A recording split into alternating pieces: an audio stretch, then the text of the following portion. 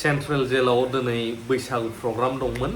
Central जेलाव जाय जोबजानाय संग्राम खालामबोनाय एनडिएफबिफोर आरो काहिलिफारायावहाय जोंहा मानगोनां दियारनाब्लासा थ' फिन खेब मोनसे नोंथांमोननो देखायग्रोबावनो नोंथांमोननि फेभरेटआ सोर होननानै जोंहा बर'नि माखासे पर्टेलफोराव सोंदों। अननानै कमेन्टखौ होलायनो हागोन, कमेन्टखौ बयबो नायो। फिन खेब बे समाव गासैनिसिमबो अननाय आरो सिबिनायखौ बहरनानै माखासे खौरां आरो भिडिअ फुटेजखौ सिंनिखौ लानो मोनाखै, बेखायनो बाहेरनि जेसेबांनाखि फुटेज नोंथांमोननो होनो नाजागोन सेन्ट्रेल जेलाव बैसागु प्रग्राम सेलिब्रेशननि आरो बावहाय सोर सोरनि माखासे आखाइ दङ। दा मोनसे फुटेज देखायग्रोनि नोंथांमोननो। बिपिएफआ जामलांजोब्बाय, इउपिपिएलआ जाबाय बारायना जोंना गोजौथिं दावखोगासिनो दङ।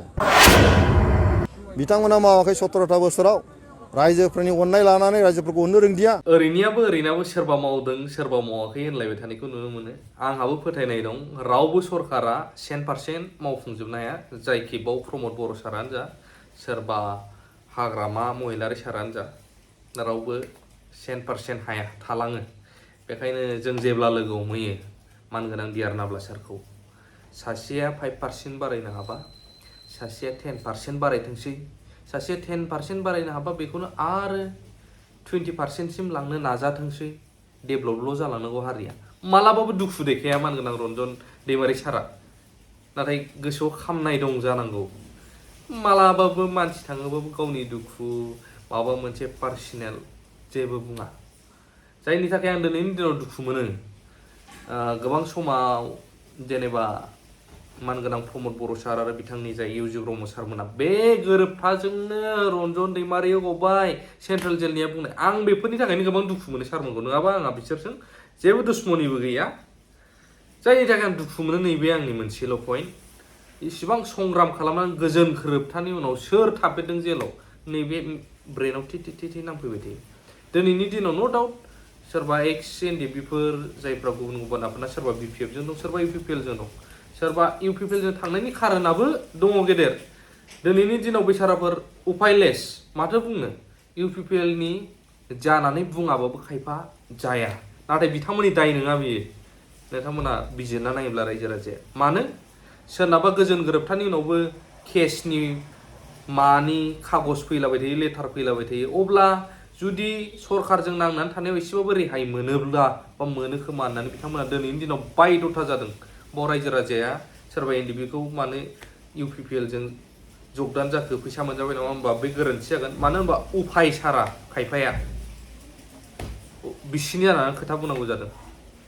आरो केस गैयैफोर सोरबा बिपिएफजों सोरबा इउपिपिएलजों गावबा गाव चइस, दावराव जालायबाय थानानै लाब गैया।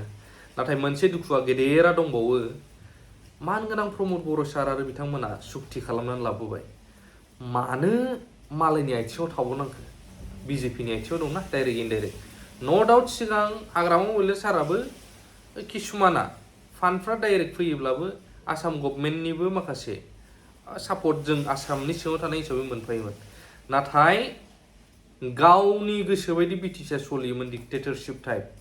बाहायनोबा एभेलेबल थाखा बाहाय, आरो लोगोसे माखासे पावार एन्ड फांसन आरो जाय बुस्थुफोरखौ जायाखै होनदों लामा सामा, बेफोरखौथ' मा बुंबावनो। दाबो सिगांबो सिगांथ' बुहुदावनो जों खुगा खोनाबोयो। बिटिसि जायैनि सिगां मा दंमोन लामा सामा, फरायसालि, देहा फाहामसालि। साबा सुबुङा मिथुनजों गाग्लोबजानानै जोखोम जायो होनना मिथिनो मोननाय जादों। जोखोम जानांनाय सुबुंफोरखौ मसलपुराव थानाय सोरखारि देहा फाहामसालि डक्टर रबि बर' सिभिल देहा फाहामसालियाव फाहामथायनि थाखाय थिसननाय जादों होननानै मिथिनो मोननाय जादों। हस्पिटालिटिनिफ्राय लानानै आरो रड्सफोरखौ लानानै बुङोबा गोबां खोथा ओंखारो। आरो किसुमान जोङो आर्टिस्ट लाइननिफ्रायबो गोबां बुंनाय नुनो मोन्दों सानैसोखौ। सिगांनियाव इसिबां फैसा मोनाखै, दानियाव फैसा मोन्दों, इउपिपिएल सरकाराव फैसा मोन्दों। आरे मोन्दों ला, सिरि होदों ला। नाथाय आर्टिस्ट बा कालचारखौ मालाबाबो पलिटिक्सजों इनभल्भ खालामफानाङा, नङाब्ला बावबो सिङावहाय मा जागोन, आर्टिस्टफोरनि गेजेरावनो पलिटिक्स जागोन। उमुगा उमुग प्राइज डिस्ट्रिबिउसन खालामनायावबो पलिटिक्स जागोन, राजखान्थि जागोन। उमुग पार्टियासो मोननांगौ बेफोरबायदि। न' डाउट दायो जायाखै, जालांनो हागौ, बेखौ नुहुरो। दा मोननैसो खोथाबाव, मैदेर गाख्रेबजादों सासे हिनजावसा दिखियाजुलिनि खौरां मोनगासिनो दं नोंथांमोना नुदोंना गोबां भिडिअ भाइराल जादों आं बाव मोननैसोल' खोथा बुंनो सानो जुदि हाग्रामायाथ' मावहैनायासै ओरैहाय दे हाग्रामाखौ गाज्रिखौनो लाबावबाय आं बिटिआर रेकर्ड जानानै सोरखारा सेन्ट्रेल आरो स्टेटआव जोंहा बिजेपि सोरखारानो दं अब्ला बिटिआर रेकर्डनि उनावथ' आरो बर' गामिफ्रा हाबबाय नोंना अब्ला बै गथ'आ जेराव मैदेर गाख्रेबजादों न' डाउट बे जायगायाव फेन्दा गाख्रुबजानाय हस्पिटालिटिनि लामानि मोजां सुबिदा दंमोनब्ला निस्सय गथ'आ बासायजागौमोनबो खोमा हिनजावसा गथ' 10 जाय थैदों नाथाय हाग्रामायाथ' हायासै दे अब्ला मावनांसिगौमोन ना मानगोनां प्रमद बर' सारा बुंजायोबा दिनैनि दिनाव खायफा पार्टिखौ लानानै माने गन्थङाव दै हाबो रागा जोङो दुखु मोनो गोबां साननांगौ जोंबो फैसा मोनजाबाय बायजाबाय दरखार गैया जों फैसा जानो गोसोमोनबा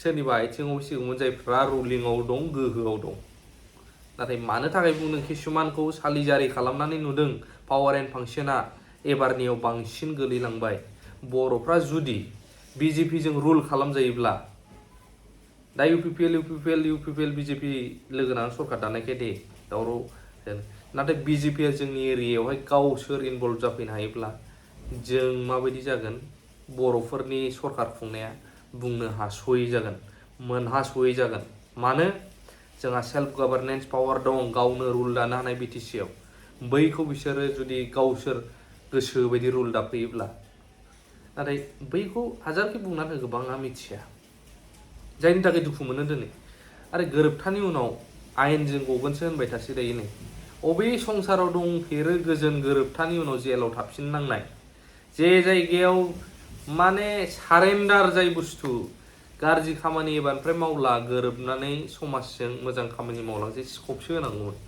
अब्ला दा मोनसे आइडियाखौ नोंथांमोना मिथिगोना मिथियाखै गोथौयै साननानै नायबा नुगोन बिजेपिया एबार बिटिसि इलेक्सनाव बांसिन पावारफुलसिन जागोन बोरै इउपिपिएलआबो थागोन राननानै लागोन होननाय बायदिबो थागोन नाथाय बांसिन जोंनि बर'खौ होगोन बर' एरियायाव केन्डिडेटआ जाहाथे बिजेपियानो हारसिङै बिटिसिखौ दानो हायो सालायनाय नायबायल' था बर' केन्डिडेटफोरखौनो होगोन जाहाथे बर'आ देरहायो नाथाय देरहाबाबोलाय मा जानो हेन्डेलखौ सोर हमबाय थागोन गारिनि स्टारिंखौ जेरैनो सालायखोयो हाखर हालाबाबो टायारा साखाया जेरै लागायनानै दोनजादों हमथानानै बेबायदि मानखोलांनांगोन उब्रेलांनांगोन सालायग्लिजागोन जों थ' बेफोरखौ जों नुहुरो आरोना दुखु गोनां बाथ्रा दिनैनि दिनाव जायनि दिनाव हाग्रामानि दिनावबो जाख्ल'नाय जायाखै नङा जादों आं बेखौ डाइरेक्ट बुंखायो जाख्ल'दोंबो मावदोंबो खामानिबो जादों नाथाय बिथाङा डिक्टेटरशिप जाय गावनि अं बायदि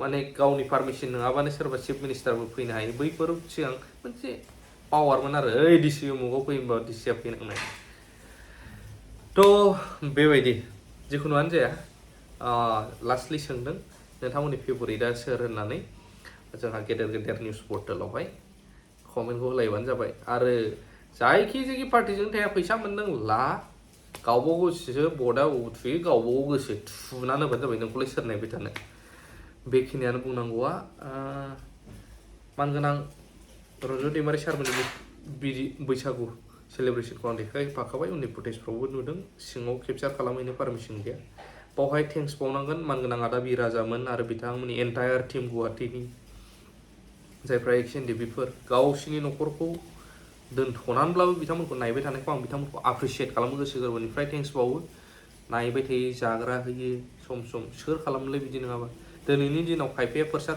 अबेबा पार्टिजों जानानै दं सोर साबैसे नायदों जाय गुरु बायदिमोन मानगोनां डियार राब्ला सार सानोबा दुखु मोनो आरोना बेखौनो